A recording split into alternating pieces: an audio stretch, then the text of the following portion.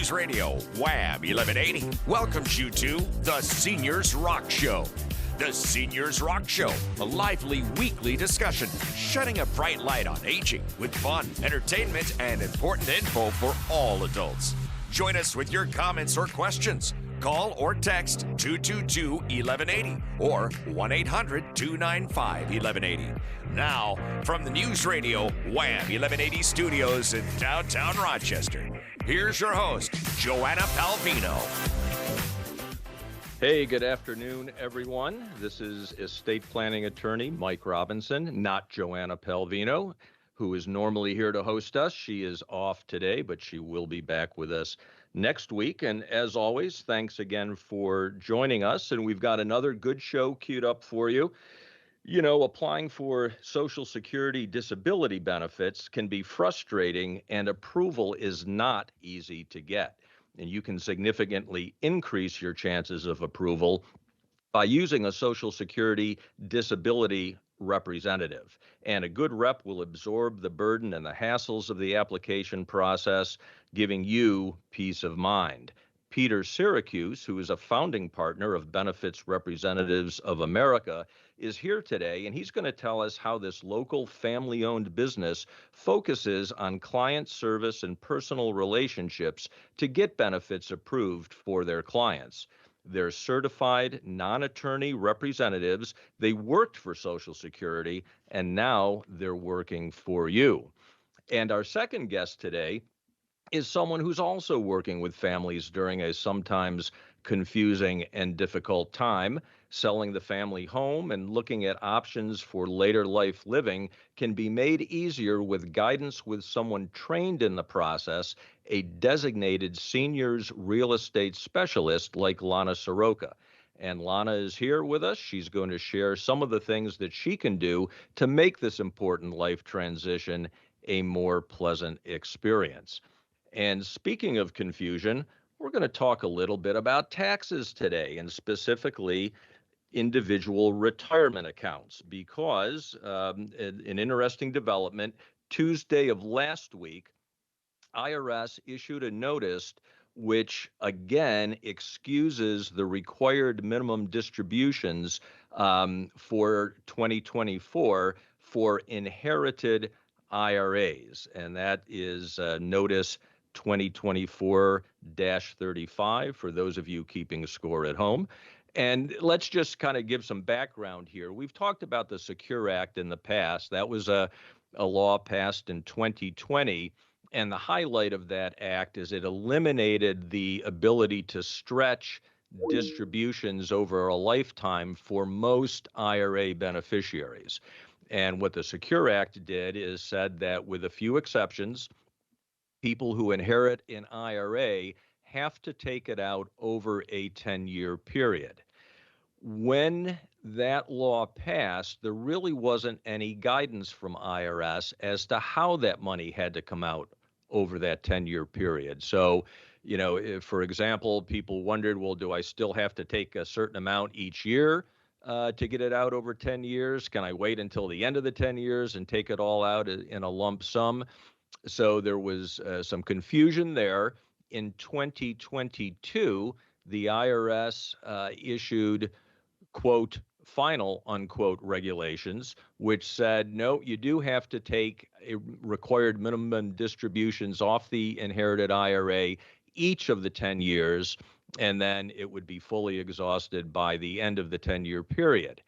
Well, that met with a great deal of consternation from tax practitioners as well as from the general public. And so the IRS, for the previous 3 years, suspended the requirement to take those minimum distributions.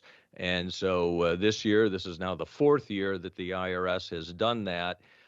In the notice, they said that they were going to be issuing, again, final regulations that will clear this up. Who knows? We'll wait to see. We might see that later this year. But the reason I bring that up is a lot of folks have inherited IRAs from a deceased spouse, perhaps, or a parent or grandparent. And so you want to be aware that you don't have to take distributions off those accounts for this year. Now, we're talking about inherited IRAs, right? Not an IRA that you have, that you created for yourself, or maybe that you rolled over from a deceased spouse.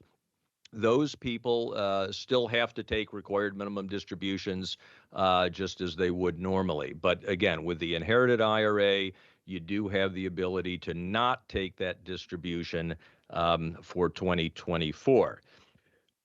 Does that mean that you shouldn't? Not necessarily. You know, there's a lot of things in the laws and in the tax regulations that allow you to do certain things, but that doesn't necessarily mean that you should do them. And here's why you might still want to take those some distributions, even if the law is not now requiring it. Couple of reasons that come to mind. One is right now we're in a relatively low income tax situation. 10 years or 8 years ago now, the law was changed. It reduced the marginal rates for people on their income taxes.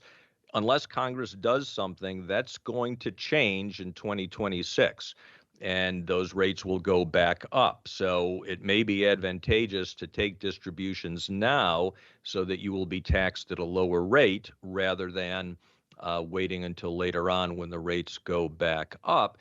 The other issue, though, is again, because we still don't have truly final regulations, is are people going to be required to play catch up? And if they had deferred taking those distributions earlier on, are they going to have to take a larger lump sum distribution in later years? Well, the more you're taking out, that perhaps pushes you into a higher tax bracket.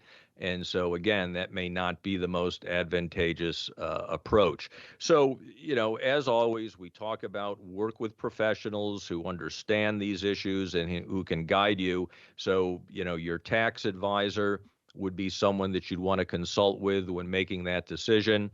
You know, don't try and go it alone. You know, it's the consequences of making the wrong decision could be very unpleasant. Um, the rule only applies to what are called designated beneficiaries. There is a class, again, we want to keep this confusing for everyone. There is a class of beneficiaries that the IRS has designated as eligible designated beneficiaries. Those people still are subject to having to take out required minimum distributions because they are not subject to the 10-year distribution rule. Who are those eligible designated beneficiaries? Well, a surviving spouse would be one. So if your spouse passes away and you roll that IRA into your own, or even if you do treat it as an inherited IRA, you still have the ability to calculate your minimum distributions based on your life expectancy. And so you would still have to take for 2024 your required distribution just as you normally would. Another group of people who are not subject to the 10-year rule are minor children of the account owner. And for this purpose, a minor child is someone who is under age 21. So they would be able to continue taking distributions based on their life expectancy until they reach age 21, and so those children still have to take distributions for 2024. Certain disabled individuals, there's some very strict IRS rules regarding who is a disabled individual. Chronically ill individuals, again, there's rules as to who falls in that category. They also would still have to be taking required distributions from their inherited IRA. And then finally, individuals who are either older than or not more than 10 years younger than the IRA owner. They also are not subject to the 10-year rule. They would be able to take distributions over their life expectancy, and therefore they would still have a distribution requirement for 2024. Now, what about Roth IRAs? Are they subject to the 10-year rule? Well, the notice actually does not apply to Roth IRA beneficiaries. And that's because Roth IRAs are not subject to RMDs for years 1 through 9 of the 10-year term, and that's regardless of the age of the deceased Roth owner. So again, a little bit of an exception there. The bottom line, I just wanted to make folks aware that the notice came out so that if you have an inherited IRA, you don't have to take distributions for this year. But again, whether you do or don't, you want to consult with a tax professional to get some good advice as to whether in your situation, it does make sense to continue to defer or whether it makes sense to take those distributions. So, Pam, clear as mud, correct? Very good. Pam is nodding. Very good. So, but yeah, always something interesting from the IRS, and those of us in the tax field like the IRS. It's job security for us. So keeps us occupied. So stay tuned because again, coming up next, we're going to be talking about Social Security representation and specifically when applying for disability benefits. It is a very complicated area. It's difficult to qualify for those benefits. You want to have someone assisting you who knows the ropes. So stay tuned. Peter Syracuse of Benefit Reps of America is going to be here to explain why it's a good idea to have and use this important partnership. And that's right here on News Radio Wham 1180.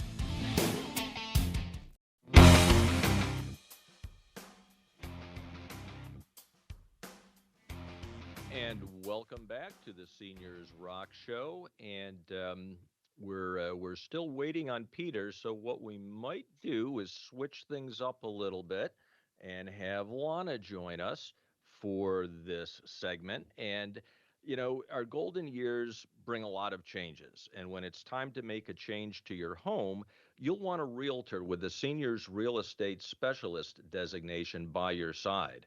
From market trends to economic issues, your seniors real estate specialist is specially qualified to address the real estate needs of older adults, and it can empower you to make the best decisions for your future.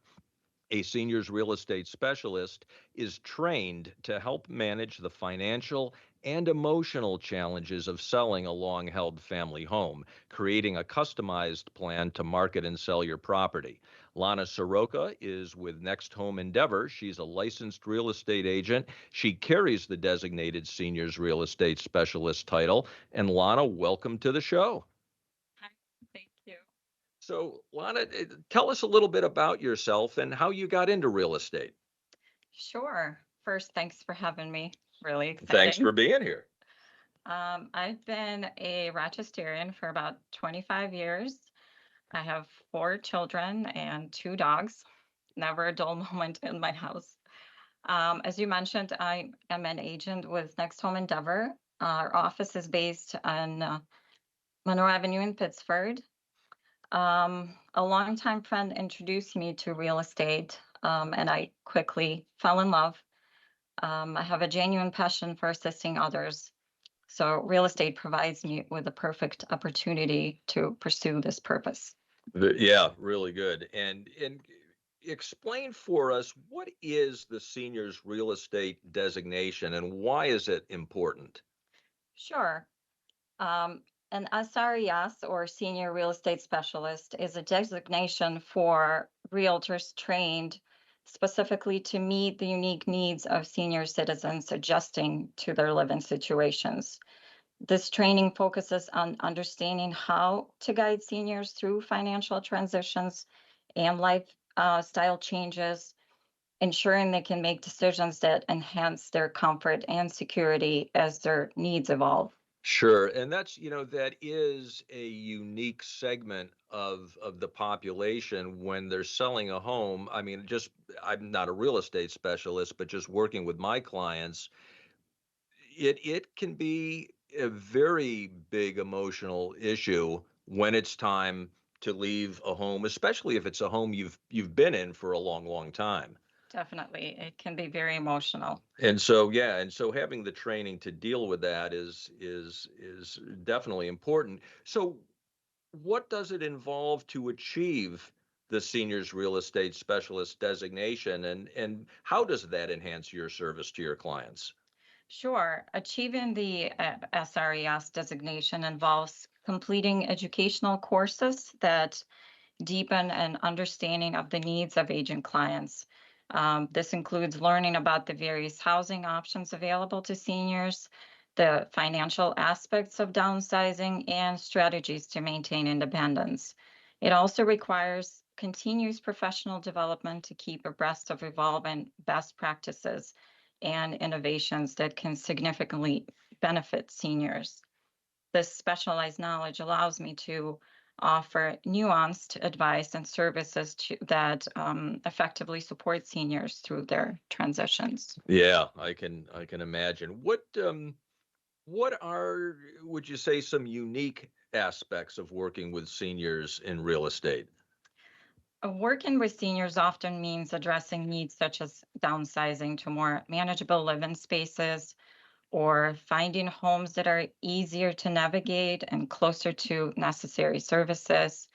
It's a deeply, like you mentioned, emotional experience for many, leaving a long time home filled with memories. My role is to guide them gently and attentively through this transition. And yeah, and I think, the term gently probably is appropriate because yeah, Very it much can so. be a real tough issue for folks. So, what are some steps people can take to plan ahead so that, a move later in life doesn't feel so rushed or turn into a crisis? Absolutely. Planning ahead is key to avoiding a rushed feeling during a move. I recommend starting by considering future needs early on, well before a move becomes necessary. This includes thinking about the type of lifestyle you want, accessibility, and proximity to healthcare and family. Starting the decluttering process early and reviewing housing options leisurely allows for making informed, thoughtful decisions without pressure. Wow, and I'll tell you, the decluttering, that's a big one because that not only impacts the senior, but their family as well. I know from my experience, a lot of times it's the kids that have to do the decluttering. Yes, yes, absolutely. So yeah, planning ahead, as with most things, always a good thing. What are some of the current market trends you're seeing, and what challenges do seniors face in the real estate market today? Yes, seniors face challenges like navigating a competitive market, especially when they're on a fixed income. It's about finding affordable, suitable options that align with their lifestyle needs. I assist by keeping them informed about market conditions and well considered options. Sure, because I would imagine that, for many seniors who are, realizing it's time to downsize and leaving the home, they've got some economic issues that they need to figure out in terms of what options are realistic for them. Correct. Yeah, yeah. So that's interesting, and it's great that you're able to guide them through that part of the process. Yes. Um, what in addition to that, what are some of the other common challenges that your senior clients face, and how do you help them overcome those issues? Absolutely. Beyond the emotional and physical stress of moving, many seniors worry about the financial aspects of their decisions, as you just mentioned. And I provide a detailed analysis of their options and guide them through thoughtful planning to ensure they feel confident and secure in their choices. That's excellent. And Lana, just quick as we wrap up, how do people get a hold of you? Yes, my website is lanasoroka.com and my phone number is 585-415-0475. Excellent. Lana, thank you so much. Great information. And folks, stay tuned. After the break, Peter Syracuse will be here to talk with us about applying for Social Security disability here on News Radio Wham 1180.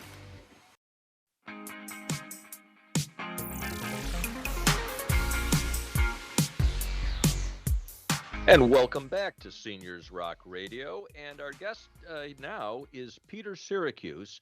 Peter is one of the owners and founding partners at Benefit Representatives of America, where he doubles as a certified Social Security specialist and licensed Medicare broker. Peter worked for years for the Social Security Administration and then used his experience to open the Benefit Reps Agency in 2006 to directly influence clients' chances of approval. He's helped hundreds of folks. Social Security disability representation is the main topic Peter is here to talk to us about today. Peter, welcome to the show. Thanks for having me on, Mike. I really appreciate it.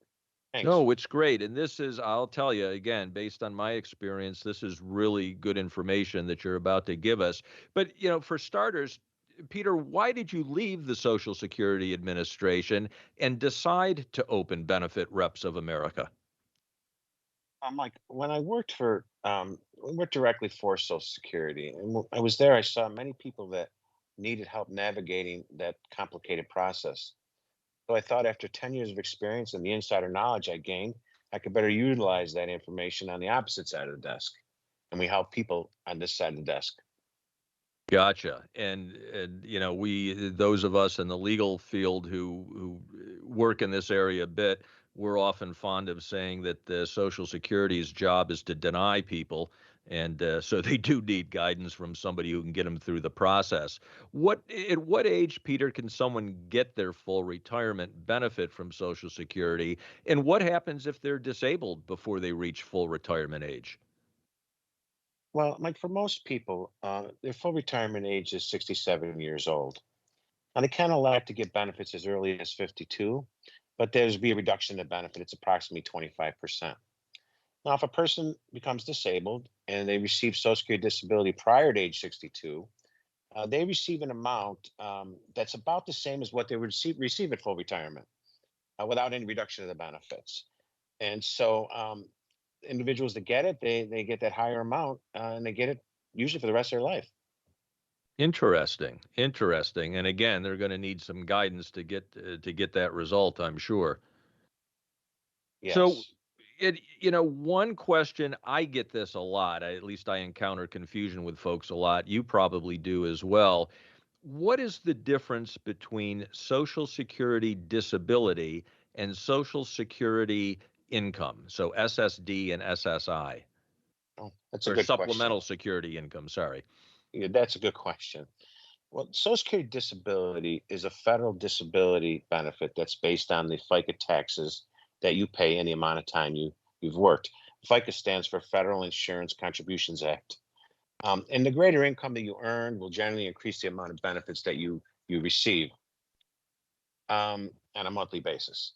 Now, supplemental security is a little different. Supplemental security is a needs-based disability benefits. Now, it's paid through the Social Security Administration, but it's needs-based.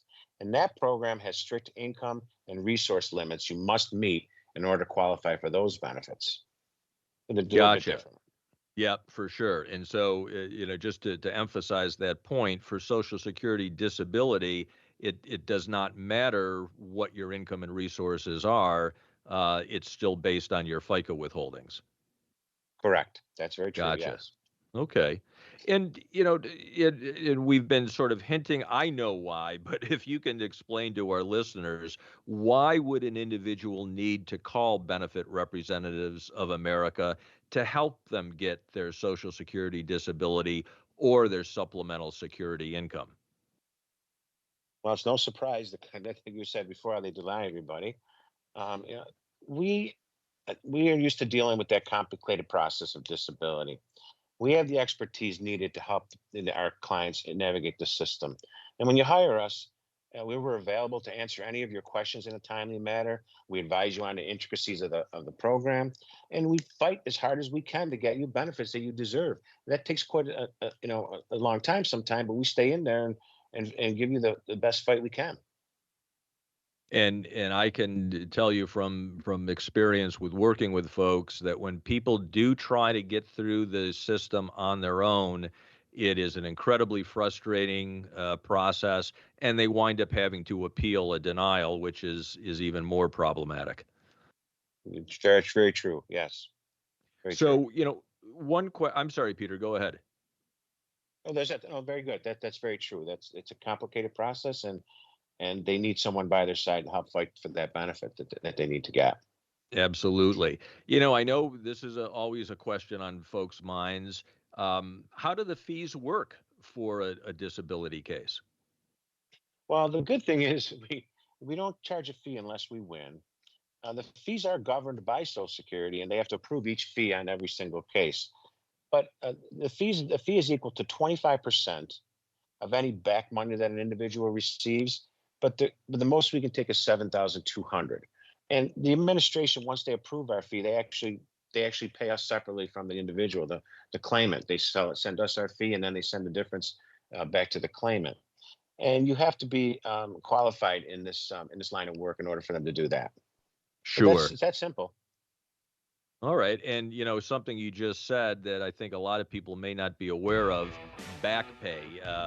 These benefits can be retroactive. So, Peter, great information. If folks want to get a hold of you, how would they do so? Sure, they can check us out on the web at SSAreps.com, or they can call us at 585-663-6333. All right, Peter Syracuse of Benefits Representatives of America, thank you. Folks, we'll be back after a short break here on News Radio Wham 1180.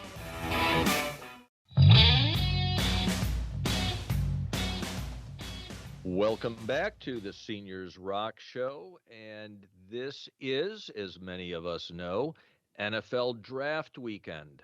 Pam, what did you think about the first three picks the Bills made?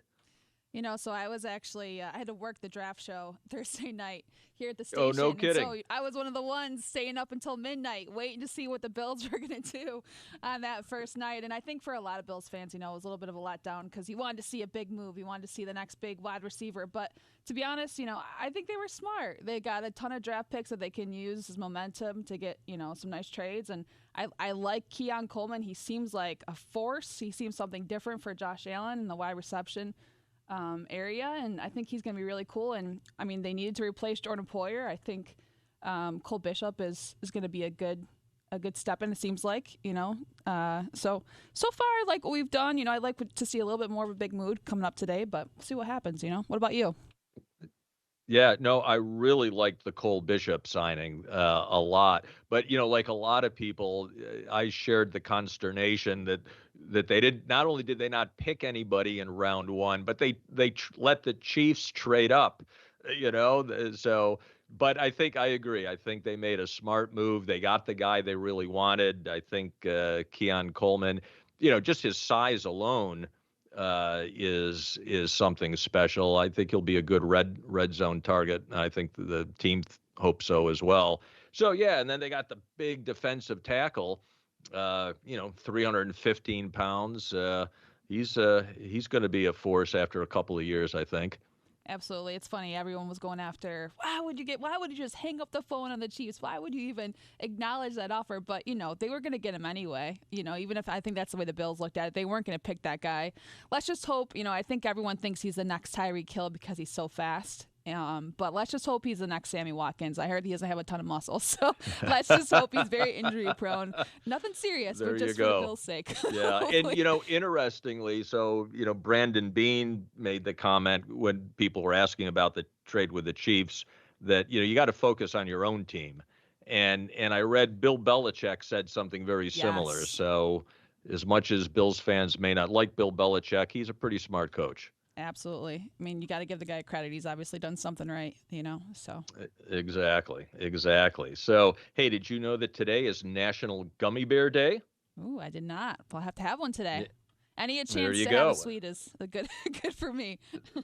Yep, sweet treat that brings joy to people of all ages. And of course, nowadays there's all kinds of gummy bears that people can access. So celebrate Gummy Bear Day. It's also Trails Day.